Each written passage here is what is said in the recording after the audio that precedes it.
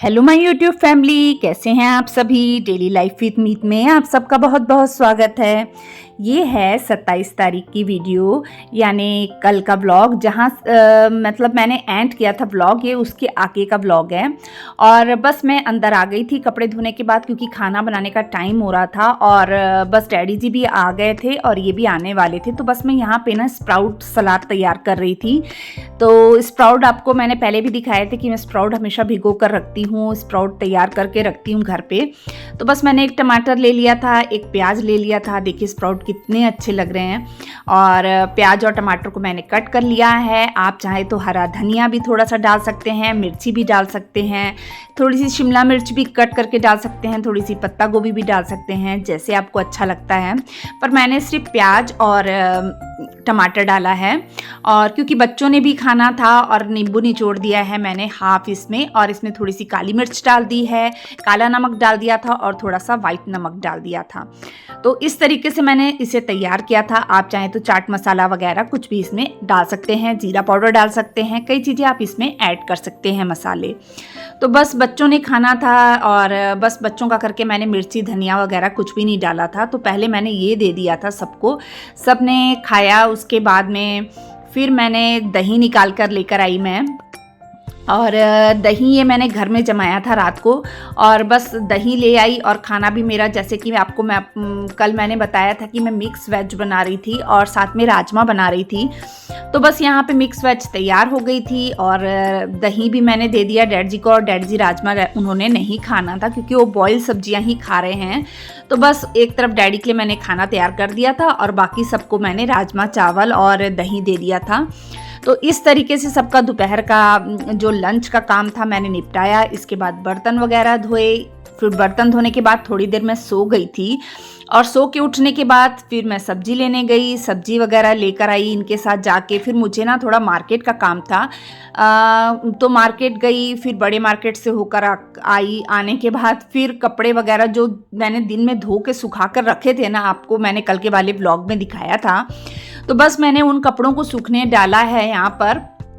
और शरण ने चाय बनाकर अंदर रखी हुई थी और देखिए कितने सारे कपड़े थे। उसके बाद फिर खाना तो वो जो दिन का बचा था हमने वही रात को खा लिया। किसी ने ज़्यादा खाया ही नहीं, क्योंकि रमन की भी तबीयत ठीक नहीं चल रही है, उसे बहुत ज़्यादा फीवर है। तो 102 103 ऐसे उसे फीवर रह रहा है। तो कल भी वो पूरा दिन उसका परेशानी में ही निकला और हाथ पैर उसके बहुत ज़्यादा दर्द कर रहे हैं। तो कल रात को भी परेशान रहा, पूरी रात सोया नहीं, उल्टियाँ भी करता रहा। तो इस वजह से थोड़ा सा हम भी परेशान थे। वो मीटिंग वगैरह हो रही थी बच्चे को, और बच्चा ठीक नहीं रहता है, चक्कर आ रहे थे उसे, तो थोड़ा सा टेंशन रहती है। तो रात का समय ऐसे ही निकल गया। मैंने फिर कुछ भी उसके बाद शूट नहीं किया व्लॉग। और बस ये दोपहर का टाइम है, ये है 28 तारीख यानी आज का ही व्लॉग। और बस मैंने सुबह के जो काम थे वो मैंने निपटा लिए थे। आज मैंने कुछ ज़्यादा कुछ शूट नहीं किया, क्योंकि रमन की तबीयत आज भी ठीक नहीं है। उसे लेकर गए थे डॉक्टर के सुबह, और उन्होंने कहा है कि हो सकता है, अभी तो उन्होंने वायरल के हिसाब से दवाई दी है, पर डॉक्टर को शक है, मतलब उनको ऐसा लग रहा है कि शायद इसको मतलब डेंगू हो सकता है रमन को।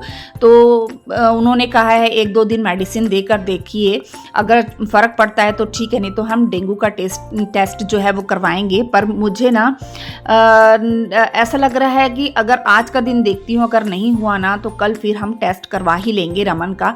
मेन हमने ना रायपुर में जो जहाँ इसको दिखाते हैं ना रमन को, वहाँ नंबर लगाया था रमन का, लेकिन वहाँ पर भी ना पॉसिबल नहीं हो पाया, क्योंकि वहाँ पर सुबह ही जो भट्टर सर के क्लिनिक है ना, वहाँ पर सुबह में ही मॉर्निंग में ही कुछ 1-1.5 घंटे के अंदर ही पूरे नंबर फुल हो जाते हैं, और वो शाम के 5-6 बजे तक वो नंबर पूरे चलते हैं, यानी इतने मतलब बच्चे वहाँ आते हैं।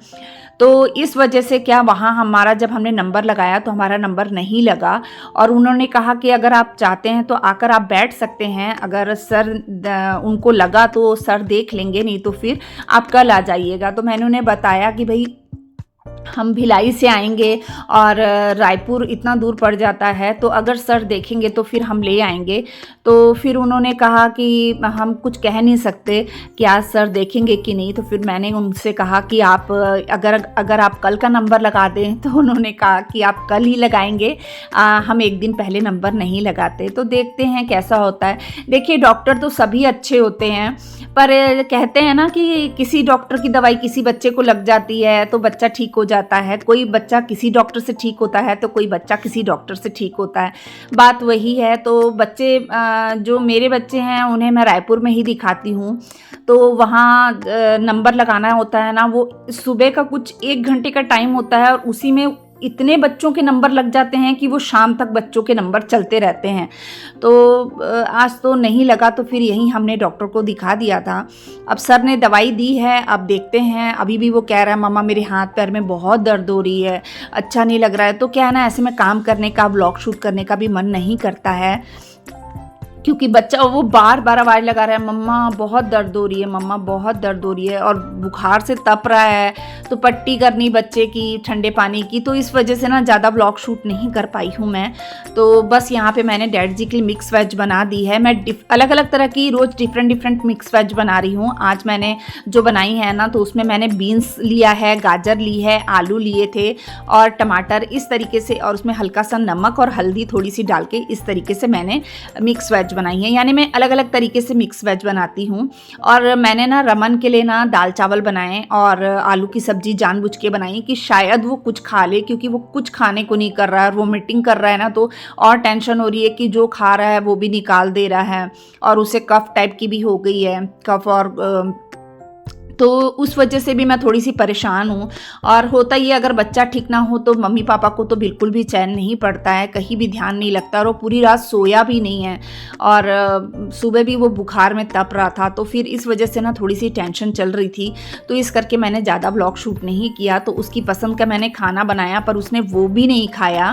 फिर बस मैं यहाँ पे बस डैडी जी के लिए रोटियाँ सेकनी थी, तो मैंने बस फटाफट ना ऐसी ही रोटियाँ सेक दी, क्योंकि मुझे बच्चे की ज़्यादा चिंता हो रही थी। तो बस यहाँ पे मैंने 2 फुलके डैडी जी के लिए उतार दिए हैं, और आलू की सब्जी मैंने थोड़ी सी बना ली थी, और दाल चावल हो गए, और मिक्स वेज हो गई, और बस 2 रोटियाँ उतारूंगी। और बस कोको को मैंने डॉग फूड दे दिया था। और बस आज ज़्यादा बड़ा व्लॉग मैं नहीं बना पाई हूँ, बस मैंने छोटा सा ही व्लॉग बनाया है। कल कोशिश करूँगी कि आपको अच्छा कुछ देखने को मिले, कुछ अच्छा व्लॉग आपको देखने को मिले। तो बस यहाँ पर मैंने खाना जैसे कि बना दिया, और यहाँ पर ना चावल मैंने छोटी गैस पे बर्नर पे रखा था, तो अब उसे मैंने बड़े साइड में रख दिया ताकि वो भी जल्दी बन जाए। और बस यहाँ पे सारा खाना मेरा रेडी हो गया। और बस अब मैं ना डैडी जी के लिए खाना डालने लगी थी, क्योंकि उन्होंने तेल और मसाले वाला खाना तो खाना ही नहीं था। तो बस मैंने यहाँ पे 2 तरह की मैंने ना यहाँ पे डैडी के लिए मिक्स वेज बना ली है। तो एक दिन पहले की जो थी ना वो भी दे दी मैंने, और आज जो बनाई थी वो भी दे दी मैंने, और दही और रोटी, बस डैडी जी ने यही खाना था। और दाल में मैं जैसे कि हमेशा घी डालती हूँ, तो मैंने यहाँ घी डाल दिया है। और एक बार डाला तो मुझे लगा कि शायद थोड़ा कम है, तो मैंने दूसरी बार थोड़ा सा घी और डाल दिया था, क्योंकि मैं दाल में हमेशा घी डालती हूँ। क्योंकि बच्चे ना ऊपर से डाल के नहीं खाते, और दाल में डाल दो ना तो बच्चे खा लेते हैं, उनको पता भी नहीं चलता है। तो ये देखिए, ये है मेरा पूरा खाना आज का। तो चलिए फिर मैं यहीं पे व्लॉग का एंड करती हूँ। अगर आपको मेरा व्लॉग थोड़ा भी अच्छा लगा होगा तो प्लीज़ मेरे चैनल को सब्सक्राइब कर दीजिएगा, वीडियो को लाइक कर दीजिएगा, शेयर कर दीजिएगा। मिलते हैं नेक्स्ट व्लॉग में, तब तक के लिए बाय बाय।